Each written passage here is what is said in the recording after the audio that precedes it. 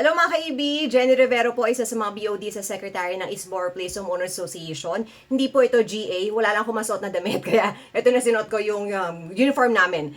Anyway, so pagkagising ko pa lang, nabasa ko ang haba na ng backread sa Viber chat natin dahil marami nagre-reklamo sa water. And actually, in-anticipate na namin yan eh. Kasi nga last October, nagkaroon ng change sa pagbigay ng bill ng Manila Water. Kaya nabago din yung dates ng pag-reading ng mga metro natin. So ito, imbis na gumawa ako ng presentation, ng lesson para sa lesson ko sa school, ito muna ginawa ko, presentation para makita nyo kung ano nga ba nangyayari sa water natin. So start muna tayo para sa mga baguhan natin na homeowners dyan, yung mga bagong lipat lang. So let me give you a little bit of a background ng nangyayari sa ating system, water system. Okay, background. BDO and Prime East Properties, formerly Antipolo Properties, are jointly involved in the development of Isboro Place. So, si BDO and si Prime East, sila yung nag-develop ng Isboro. And then, Prime East serve as the property owner, sila talaga may-ari. Then, yung BDO ay developer. And, kinuha niya si Ware International and Datem para sa project na to. A memorandum of agreement was executed between Prime East and BDO, assigning BDO the responsibility of completing the development. However, this agreement was not fulfilled, so hindi siya natapos. In addition, Datem acquired and subsequently sold certain properties within Isboro Place. So ito na yung nangyari, ito na yung naabutan natin. Si Datem, bumili na kami ng property sa Datem, so sila na yung nag-acquire ng ibang properties and nagbenta. So tayo, sinisisi natin kami. Personally, sinisisi namin noon ang Datem. Pero hindi pala ganun. Marami palang, nagsanga-sanga pala siya. Kasi ang pinaka may-ari talaga is ang Prime East. So, eto na yung mga nagawa namin. Steps taken. Water concessionaire. Marami nag-suggest sa inyo na magkaroon tayo ng water concessionaire. Pero, consider namin to. Pero marami kasing tumututol. Kasi yung takot nila na baka matulad daw tayo dyan sa botong na may concessionaire pero ang mahal daw ng singil. Basta may mga ganong issue kaya hindi na ito natuloy. Then water PMO, si Manila Water, si Villarin, si Miss Villarin, nag-propose siya ng establishment of Water Project Management Office. Property manager. So, ito is si Sir Nolly of Golden Blue Fountain Inc., who was expected to lead the repiping project. So ito na yung na-discuss namin sa inyo noon nung previous General Assembly last year, if I'm not mistaken. Unfortunately, nagkasakit si Sir Nolly. So medyo nakat na yung communication namin sa kanya. So hindi na siya nagre-reply. Yung pala nagkasakit siya. So siguro, we don't know, pero parang malala kasi yung sakit niya. So now, eto naman yung property documentation. So, na-acquire na namin, nakuha na namin yung mga tax declaration. Kailangan kasi ito para sa DOD or sa Deed of Donation para madonate na tayo sa LGU. So, nakuha na namin tax declaration ng road lots and open spaces, pero kulang pa to. Kasi some documents remain incomplete. So, nawawala pa yung mga titles niya. And yung title, kanino ba makukuha? Siyempre, dun sa Prime East. Kasi siya talaga yung may-ari nito eh. So, inaantay namin yung reply ni Prime East. And then, for the deed of donation, nagkaroon na kami ng several meetings with stakeholders, kasama na si Miss Villarin, Mr. and Mrs. Villarin, yung mag-asawa sa Manila Water, and then si Miss Glessy ng Prime East, siya yung representative ng Prime East, pero gusto sana namin nga makausap yung pinaka-head nila talaga eh, si Sir Asuncion, kaso hindi pa namin siya nakakausap. Then si Miss Nancy of Angono Municipal Zoning, nakausap din namin siya. Sa kanya talaga kami nakikipag-usap kasi siya yung nag-aasikaso eh, dun sa deed of donation. And si Miss Nancy, saka si Sir Manyaol sa munisipyo din. Even kay Mayor Calderon, kay Governor Inares, nakipag-usap na din kami.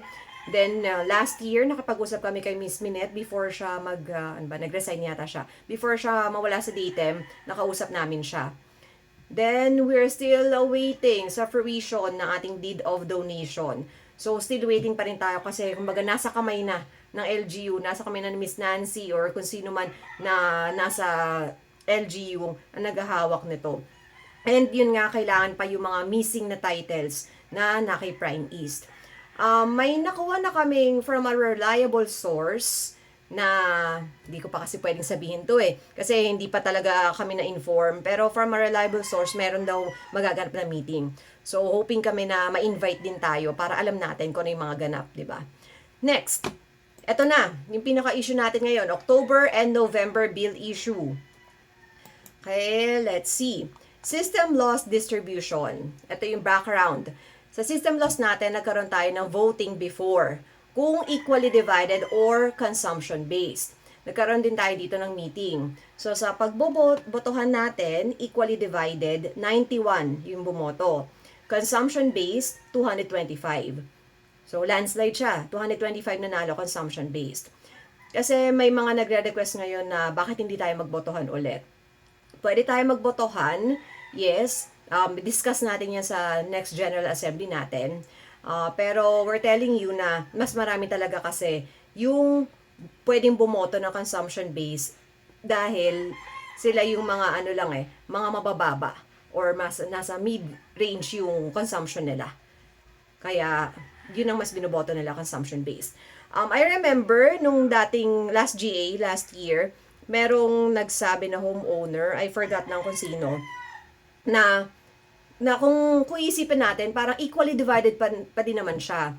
Kasi sa bahay, kung ilan yung household members, kung ilan yung gumagamit, dun lang din naman nagbabase yung system loss. Parang ganon. So, kumbaga, equally divided siya sa bawat tao. Not per house, pero bawat tao sa Isboro. Which is my point siya, di ba? Kasi kung maraming tao sa isang bagay, sa isang bahay, mas malaki yung consumption natin. 'Di ba? Mas malaki yung system loss. Pero kung mas konti yung tao sa bahay, mas maliit yung system loss natin. Gets yun ba? So, noon hindi ko magets yung in-explain niya, pero ganun siya. So, oo nga naman, parang equally divided din nga siya per tao, not per bahay. So, next, let's check. Ito na yung mismong memorandum na nagawa natin. May pangatlo pa lang siya kasi last year siya na nagawa yung botohan. And if you check our Facebook page, yung Isboro na official page natin, makikita nyo doon, mayroon doon link ng YouTube link ng pagboboto. For transparency, para nakita nyo kung paano yung pagbotohan natin. Kasi may mga in-invite din kami doon ng mga witness doon sa botohan na yon. Then, next natin ay, eto na, October bill. Dahil nga nagbago yung reading date ni Manila Water, dahil may binago sila sa system nila mismo, naapektuhan yung pag-reading din natin dito, yung date natin ng pag-reading. So, ito pala, October pala, nag-inform na kami sa inyo na i-latest bill ng Manila Water ay na-receive nung reading date is October 28. So, 27 na-receive yung bill. Siyempre, kaka-receive lang ng bill. Then, October 28 na ng HOA na-read yung bawat metro natin. Kasi normally, 18th of the month tayo nagre-read. Pero naurong siya ng 10 days dahil nga na-late din si Manila Water. So, instead of, let's say, 30 days in a month, so naging 40 siya. Kasi nga naulong yung date niya ng pag-read ng bill. So, nag-release tayo ng bill na October 31. And then, come November bill, so yung ngayon, mas kumonti na yung days niya. Kasi, nag-read tayo ng November 18. So, ilang days lang yon. So, please be informed that Manila Water nakapag-meter reading na kahapon, covering period October 21 to November 18. So, 28 days naman siya. So, balik na yung due date natin. Pero, ito kasi is nabago na sa internally dito sa atin, nabago kasi yung billing cycle niya, di ba? Dahil nga nung nakaraan, nadagdagan siya ng 10 days. So, okay, so this one naman, yung mga factors behind high system loss. So, may mga nagtataka pa din dyan, especially mga baguhan natin ng mga homeowners, mga bagong lipat. So, bakit nga ba mataas yung system loss natin? Kasi, bulk metering tayo. Meron tayong mother meter. Then, dun sa lahat ng dumadaan dun sa mother meter na yon is, syempre, yun yung sinisingil sa atin ni Manila Water. But then, meron kasing mga underground leaks na undetected pa, hindi natin alam kung nasaan. Kasi, nagtry na yung maintenance natin na maghukay-hukay dyan. May iba talaga na mga pipes, lalo yung malalaking pipes na ang lalalim niya. Then, meron din tayong mga reported leaks. Linggo-linggo yan. Minsan, araw-araw, may mga leaks talaga. And thank you so much sa mga nagre-report na mga leaks na to kasi naaagapan natin. At least nababawasan yung system loss. Then, pwede din dito, kung yung bill mo mismo is tumaas, at tataka ka bakit tumaas yung consumption, doon kayo titingin muna sa consumption ha. Kung tumaas yon, pwedeng meron kayong undetected leak inside your house. Madalas dito yung leaking toilet tanks, yung sa mga flush natin. Then, loose fitting or joint. Ito yung nangyari sa amin. So, sa dulo, yung pinakadulo ng pipe sa loob ng bahay namin, kasi in-encap na namin siya, tinakpan na namin. Pero doon, nagka-leak siya. Doon, merong joint doon na nagka-leak. Mamaya, share ko sa inyo yun. So, October and November, ito din, kasi maraming holidays, may sem break yung mga bata, maraming class suspensions dahil sa bagyo. So, isipin natin na kapag, di ba maraming tao sa bahay, mas maraming gumagamit ng tubig. So, kaya expect na natin na mas malaki. Kaya if you compare yung sa, ano natin, sa gamit ng, tawag dito, sa consumption ng mga months, mamaya, tingnan natin siya. So, dito muna tayo sa key factors for rate per cubic change. So, bakit nga ba nagbabago? Bakit hindi consistent na ganun lang dapat yung rate? Nagbabago siya dahil si Manila Water mismo, yung total bill change niya, nagbabago din kasi yung bill niya due to environmental charge, FCDA, wastewater, VAT, etc. So, pag nakita niyo yung bill mismo ni Manila Water, nababago-bago din kasi talaga siya. And also change in HO, total water consumption. Ito, nababago siya kasi merong mga homeowners na bihira lang pumunta dito, dumadalaw-dalaw lang, or halos hindi pumupunta, or minsan nagbabakasyon ng matagal, then biglang aalis na ulit ang matagal. Kaya nag-iiba-iba yung total water consumption. Then, change in system loss due to leak. Ito na. Palaging may mga leak kasi, di ba? Then, okay, so ito, palagi naman namin itong pinapakita sa inyo. Ito yung bill ni Manila Water. Ito na yung bagong billing system niya. Yan. So, ito ang total amount, 1.5 million. Yan pa yung kailangan natin bayaran. And yes, sa mga nagtatanong, meron bang mga unpaid bill? Opo, nung naupo kami ng last February, last year, 2024, may mga namana na po kami ng mga utang sa Manila Water. So, ito yung mga dati na mga hindi pa nakapagbayad. So, nandyan pa din po yung iba. Kaya kung ikaw, kung alam mo hindi ka pa bayad sa water, may utang ka pa sa water, please lang, magbayad na po tayo para makatulong tayo na mabawasan yung utang natin sa Manila Water. Kasi kailangan natin itong ma-zero out bago pa para sa deed of donation. Kasi kailangan nating mabayaran ng water, saka yung Meralco bill natin, yun pa pala yung sa Meralco natin sa ilaw. Kailangan siyang mabayaran. So, yun po. So, sana po magbayad na po tayo ng bills natin. Then, next. Ito na yung computation. Naintindihan niyo ba to? Ako noong una di ko siya maintindihan. Ang daming numbers di ba? Ang daming yung numbers. So, ito. November tayo ngayon. Number of HO, 403. Last October, 411. 411, bakit kaya madami? Siguro dahil nga sem break, marami nagbakasyon, dumami yung tao sa bahay. Ayan. Yung mga gumagamit lang ng bahay dito na bahay bakasyonan, siguro mga nagbakasyon sila. Then, nung nagpasokan na, nag-alisan na din, kaya nabawasan. So, ito yung bill na amount. Ito yung mother meat. Ito yung total consumption na natin. Kaya, halos dikit lang siya no? And then, etong per cubic rate, eto, bakit ang laki niya? 'Di ba? Tinanong ko yan Ko bakit malaki siya?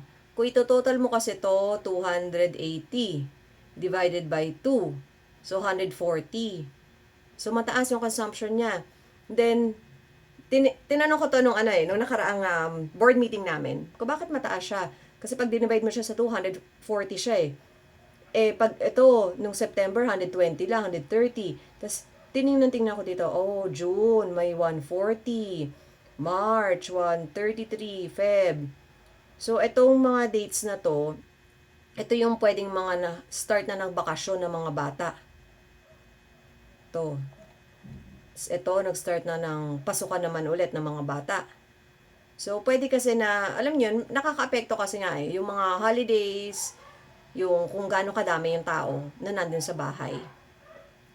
So, ito, malaki. Ito, bakit kaya siya mababa no October? Kasi, mas madami tayong naghati-hati. Kasi, lagi natin iisipin na yung system loss, na yung mga hindi natin nakikita na leaks, tuloy-tuloy lang yan eh. Hindi siya nababago. Pero, yung mga tao sa bahay, yung mga consumption ng homeowners, yun ang pwedeng mabago. So, kung mas madami tayong maghahati-hati sa bill, syempre, mas didiit yung babayaran natin. Kung mas konti tayong maghahati-hati sa bill, mas malaki yung babayaran natin. Okay, so meron pa nga pala nagtanong, nag-rerouting project na kayo noon na. Bakit ganun pa rin ang ano natin system loss, ang taas pa din? Bakit nga ba? Kasi po, yung rerouting na yon is isang part lang naman siya. Hindi naman siya repiping sa buong subdivision. 'Di ba? So yung mga leaks, undetected leaks dun sa ibang parts, hindi pa namin to na-address. Hindi namin alam kung paano hahanapin. Hindi namin siya mahanap. At sobrang lalim ng mga leaks na, ibang mga leaks na yan. Iba mga halos ngayon lang na nakikita dahil nga nagki-cleaning yung ano natin, yung maintenance natin, nag-sidewalk cleaning, doon na lang nakikita yung mga valve, yung mga, ano ba tawag? Doon ko kasi alam mga tawag sa mga ganyan. Yung mga yung sa pipes, basta yung dugtungan ng mga pipes, doon lang nila mga nakikita. Kasi mga tagu-tagu siya eh. Then, yung mga leaks nga na underground yan. Hindi pa natin alam lahat kung nasan sila. Then, okay, water bill formula.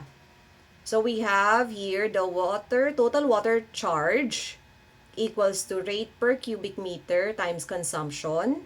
Or, ito, binaliktad lang siya, rate per cubic meter equals total water charge divided by the total HO consumption. So, ayan yung computation niya. So, ito ang example. Ito yung mother bill natin. Ito yung sa mother meter na bill. 820,771.63 divided by 4,469 yung total HO consumption. Kaya nag-come up tayo sa 183.66. Ito na po yung pinaka-simpleng formula. Dahil dati nag-request po kayo ng simpleng formula. So, ito po yung binigay po namin sa inyo. So, ito naman po is makikita din natin siya sa bill. So, ito, bigay ko na sa inyo example, yung bill namin. So, nandito na yung formula, oh, kung makikita nyo. Ayan, nandito na siya. Ayan, binigay na namin sa inyo. Ayan, then, kung ito, 283.70, i-times mo sa consumption mo, so, yun yung lalabas sa magiging bill mo. So, this is our November bill. Ayan. Nagulat din ako dyan kasi, wow, ang laki. 13. Then, yung nakaraan is 18. So, yan po. Alam nyo ba, itong 13 na to, yan lang is yung average namin per month. Pero di ba nabawasan dapat ng, ilan ba, 10 days? Dapat nabawasan to.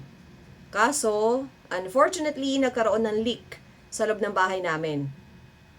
At ano kasi, nakakainis itong mga maintenance na to eh.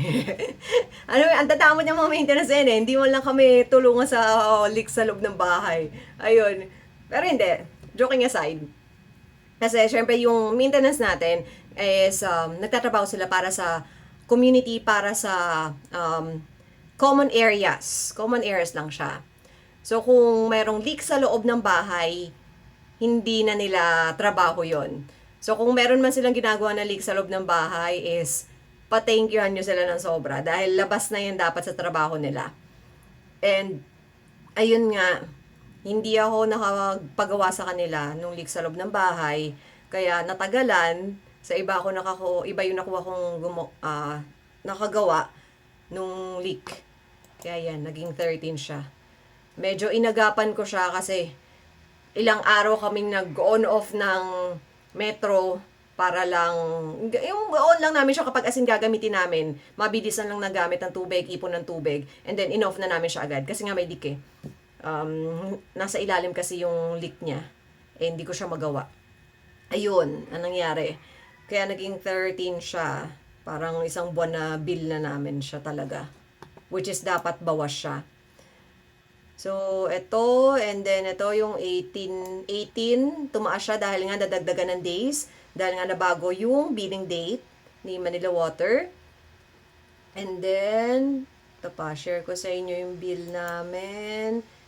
Ito, see, 13 lang no September. And then August, yan, 11 lang. Diba? Nababawasan siya eh. 13, 11, and then, kasi ganun lang nagre-range. Mga 11 to 13, minsan nagpo-14. And then, ayan, 11, 12. Ito, bumaba siya kasi nawala ako nito. Na-hospital ako nung time na to. Kaya mas bumaba na siya. So, yan. And also, dahil na tinitingnan na din natin tong bill, remind ko na din pala kayo na kung meron kayong sa payment, so kung kaya natin, sikapin natin na mabayaran on time. I know, napakahirap magbayad on time dahil napakalaki ng bill natin. Mas mataas na siya ngayon sa Meralco bill namin. So, yun.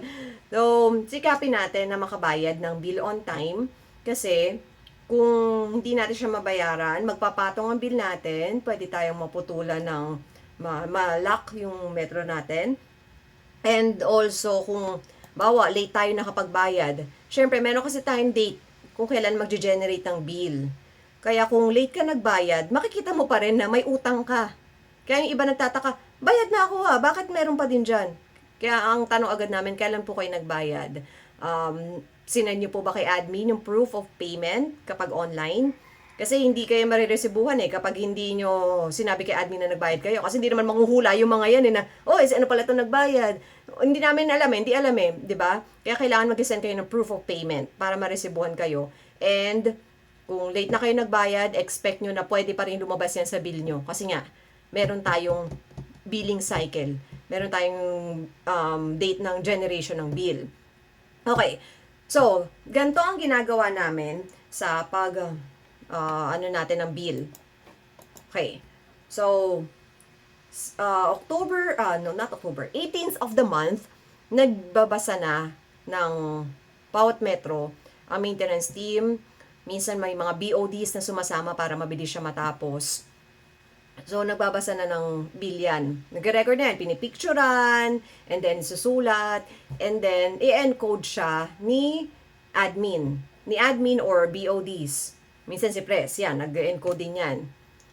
So, pag nag-encode ng bill, pag nakita nilang meron dyang reading na drastic, na biglang bumaba or biglang tumaas, ayan, i-isolate na nila yan.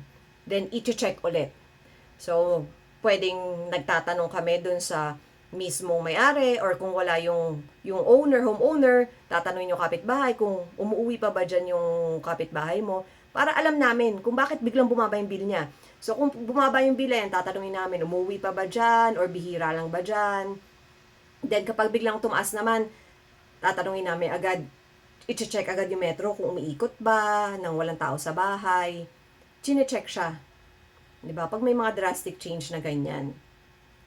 And then, so kapag na-check na siya ulit, pag nabalikan na, kung okay na, kung nahanap na kung ano yung problema, ayan, maggagawa na ng bill, magge-generate na ng bill, yan na, puyatan na yan.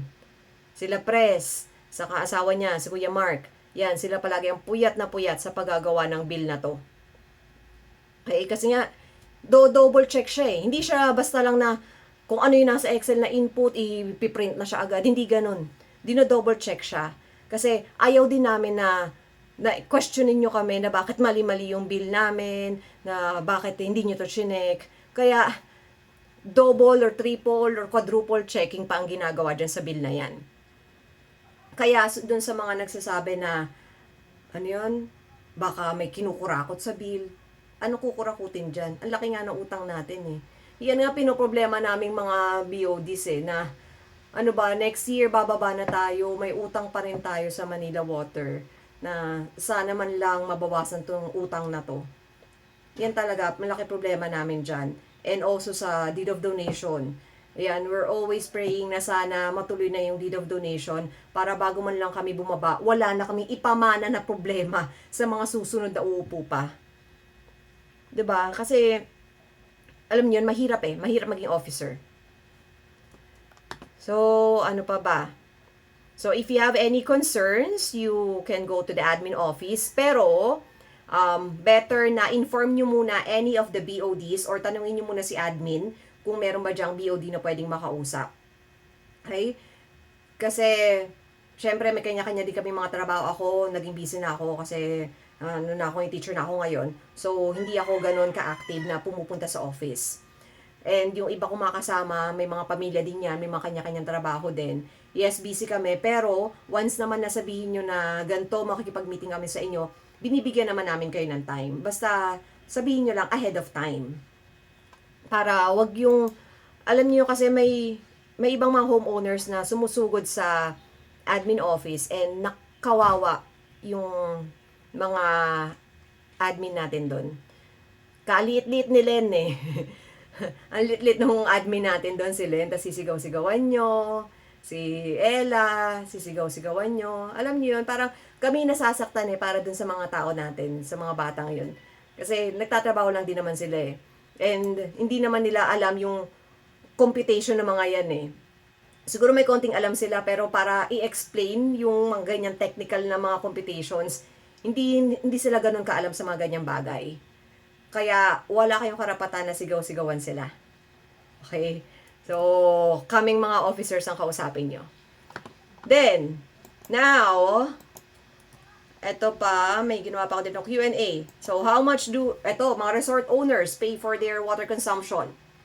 Resort owners, katulad din natin sila, na semi-business din ang rate nila. Kasi nga, ano tayo, may mother meter tayo, bulk metering tayo, kaya pare-pareho lang ng singil sa atin na consumption-based.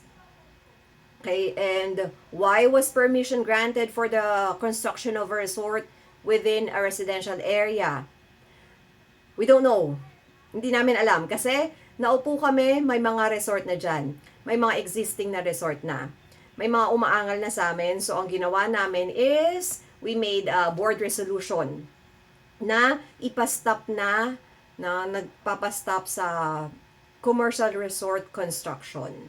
Yan, so sa term namin, walang pwedeng makapagpatayo.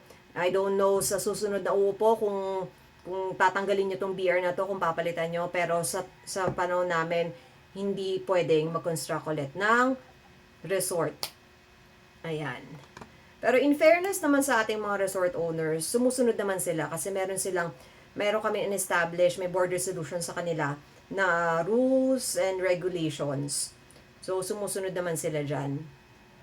At maayos naman kausap ang ating mga resort owners. What else? Will there be another voting session to decide whether system law should be divided equally or based on consumption-based? Based on consumption? Ito po is pag-usapan natin sa ating General Assembly next month, sa December. To be announced kung kailan exact date na yan. Pag-usapan po natin dyan kung gusto nyo ba ulit magbotohan tayo. Open naman kami sa lahat ng suggestions eh. And when will be the General Assembly and HOA election? General Assembly next month, i-announce pa natin yan. And then HOA election will be in February 2025. So kung balak nyo tumakbo, mag-submit na kayo sa ating ELECOM. ELECOM natin sila Miss Lorraine, si Ate Rona Ramos, and si Teacher Loida Santos, and also makatulong nila si Gail or si Kay Flores, and then si Daisy De Leon. Yan, silang 5 ang ating mga ELECOM. So, sa kanila po kayo makipag-ugnayan when it comes to election matters. Kasi kaming HOA, labas po kami dyan. Hindi namin sila pinapakialaman kung ano yung ginagawa nila. Basta na-orient na namin sila sa election and nasabi na namin sa kanila kung yung mga Magna Carta, yung mga yan, may mga kopya na sila dyan din. Sila na bahala. Kaya sila na po ang tanungin nyo. Then, what else? I think that's it. So, thank you so much po sa pakikinig nyo. Pasensya na at humaba. Pero, yun lang po ang pakiusap namin sa inyo na intindihin lang po natin ang bill. Yes, mahirap siya intindihin. Pero kung di pa rin po malinaw sa inyo itong pag-explain ko, punta po kayo or makapag-ugnayan kayo sa any of the BODs para ma-explain sa inyo yung bill. Pero, ito lang po masasabi ko sa inyo na never kaming nangurakot sa ating bill, sa ating water ng mga payments na yan. Kasi wala po kaming makukurakot dyan dahil puro utang pa nga eh. May mga utang pa nga tayo eh. 'Di ba? And ano pa ba? So, yun lang siguro. So, thank you so much. And sana po wag na tayong mag-away-away sa ating Viber. Wag po, sana pa igaling din po natin na ating admin. At, ayun lang. Lahat naman na makukuha sa pakiusapan eh, di ba? Sa ano lang. Siguro meron talagang di pagkakaintindihan kasi math yan eh. Hindi naman lahat magaling sa math. Di ba? Ako, kahit paano mayroon ako sa math, pero nalilito pa rin ako dyan eh. Kaya, ayun. Magtanong-tanong lang kayo, ha? Bawal lang, bawal. Wag na, iwasan na natin yung, pagtatalo sa Viber. Kasi alam niyo nakaka-stress siya masyado eh. Alam mo yun, puro na tayo stress sa problema natin dito sa community natin. Tas dagdag pa yung pag-aaway na makikita nyo sa Viber. Parang, pangit eh. So, positive lang tayo. Basta sana matuloy na yung DOD natin. And sana po tuloy pa rin po ang suporta nyo sa ating community. So, thank you so much. See ya next time. See you next month sa ating General Assembly. Bye!